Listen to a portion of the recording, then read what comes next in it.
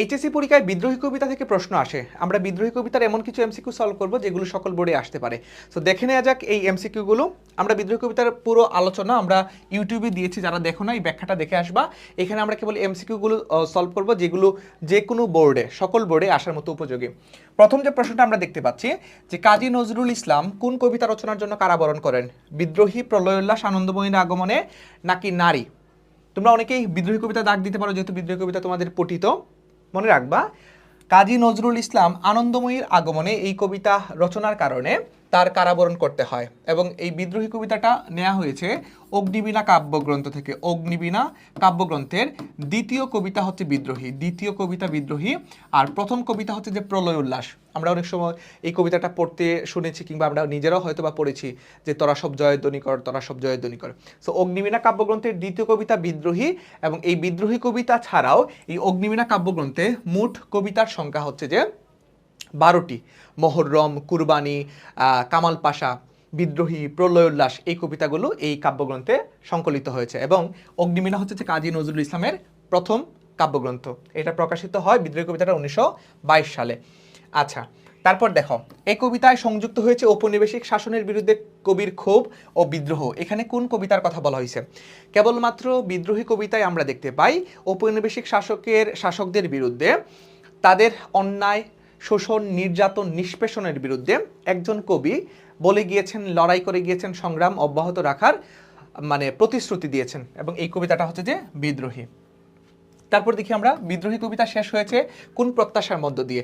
বিদ্রোহী কবিতাটা শেষ দিকে একদম তিনি কি প্রত্যাশা ব্যক্ত করেছেন? অত্যাচারের অবসান, অন্যায়ের শাস্তিবিধান, অত্যাচারীর নাশ, পরাধীনতার অবসান। তিনি বলছেন, আমি সেই দিন হব শান্ত যবে উৎপীড়িতের ক্রন্দন রোল আকাশে বাতাসে ধুনিবে না, অত্যাচারীর খড়গ কৃপান ভীম রণভূমে রণিবে না। অর্থাৎ অত্যাচারের অবসান যতদিন না পর্যন্ত এই দুনিয়া থেকে বা এই বিশ্ব থেকে নির্মূল হচ্ছে, ততদিন পর্যন্ত তার এই লড়াইটা তিনি চালিয়ে যাবেন। যত বন্ধন, যত নিয়ম কানুন শৃঙ্খল, এই কবি কিভাবে অতিক্রম করেন? তিনি বলছিলেন, আমি দলে যাই যত বন্ধন, যত নিয়ম কানুন শৃঙ্খল। অর্থাৎ তিনি দলে যান মানে হচ্ছে যে পা দিয়ে পিষ্ট করে যান বা মারিয়ে যান। ব্রিটিশদের যত অন্যায়, ভুগিচুগি নিয়ম ছিল, আইন ছিল, সেগুলো তিনি দলে যান বা পা দিয়ে পিষ্ট করে যান। তিনি এগুলোকে মানেন না। ঠিক আছে? তারপর দেখো, ইন্দ্রাণী সুতের হাতে কি? দেখো, ইন্দ্রাণী সুত মানে হচ্ছে যে ইন্দ্রাণী মানে হচ্ছে যে ইন্দ্রের স্ত্রী, ইন্দ্রের স্ত্রী। তো ইন্দ্রের স্ত্রী ইন্দ্রাণী, আর ইন্দ্রাণী সুত মানে হচ্ছে যে ইন্দ্রের পুত্র, ইন্দ্রের বা ইন্দ্রাণীর পুত্র আর কি, ইন্দ্রের পুত্র। এখন ইন্দ্রের পুত্রের নাম হচ্ছে জয়ন্ত। জয়ন্ত তোমরা রামায়ণে দেখতে পাবে, রামায়ণে এই জয়ন্ত কিন্তু রাবণের বিরুদ্ধে যুদ্ধ করেছিল। এই জন্য তিনি বলছেন, আমি ইন্দ্রাণী সুত, হাতে চাঁদ, ভালে সূর্য। হাতে কি? হাতে হচ্ছে যে চাঁদ। জয়ন্তের হাতে চাঁদ ছিল। কবি কাকে ছাড়া আর কাউকে কুর্নিশ করেন না? কুর্নিশ মানে হচ্ছে যে সামনের দিকে অগ্রসর হয়ে মাথা নত করা। কুর্নিশ করেন না কাকে? আমি আপনাকে ছাড়া করি না কাহারে কুর্নিশ। আপনাকে বা নিজেকে।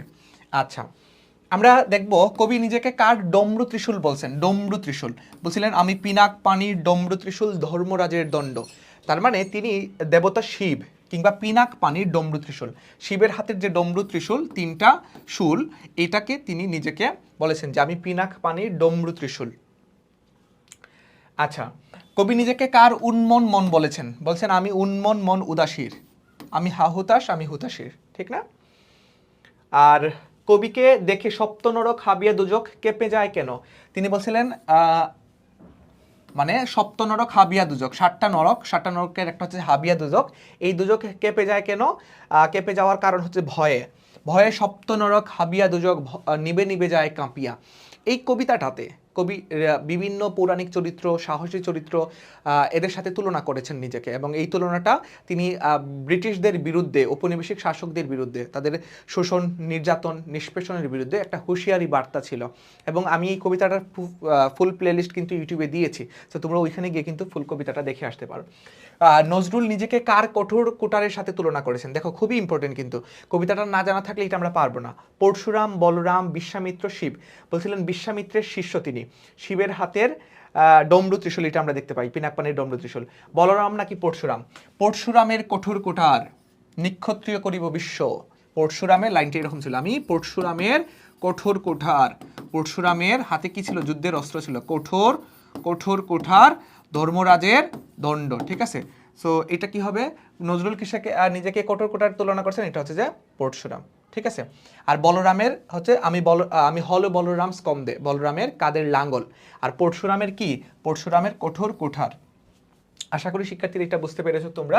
আমরা বিদ্রোহী কবিতাটা এখানে পড়ালাম না, কারণ যদিও এটা আমরা একবার দিয়েছি, এই জন্য আমরা চাচ্ছি যে তোমরা এটা ইউটিউবে গিয়ে দেখে আসবে। তোমরা আর কোন টপিকের উপর ক্লাস চাও সেটা তোমরা জানিও। এই যে এখানে প্রায় বিদ্রোহী কবিতার কিন্তু ফুল পিডিএফ স্লাইড কিন্তু আমরা ইউটিউবে তোমাদেরকে পড়িয়েছে, ঠিক আছে। সো আজকে কেবল আমরা এমসিকিউ সলভ করলাম। সো আশা রাখবো এইগুলোর মাধ্যমে তোমরা একটু প্র্যাকটিস করার পর যে কোনো বোর্ডে, সকল বোর্ডে ইনশাল্লাহ এগুলো থেকে একটা দুইটা প্রশ্ন তোমরা কমন পাবে। কোন কোন টপিকের উপর ক্লাস চাও সেটা কমেন্ট সেকশনে দ্রুত তোমরা জানিয়ে দিবা। আল্লাহ হাফেজ।